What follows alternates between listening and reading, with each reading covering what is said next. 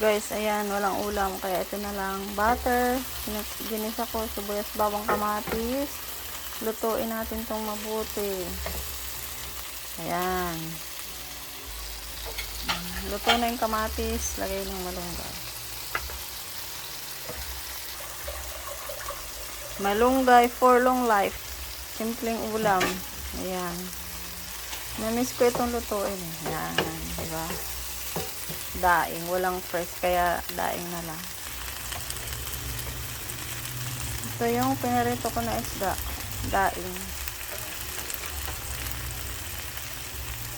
Lagay natin dito. Lagyan natin ng tubig. Hot water. Para may sabaw.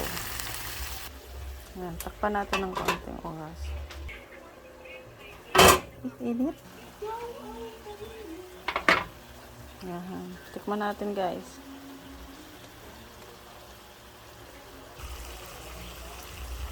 Ayan, guys, tikman natin kung anong lasa.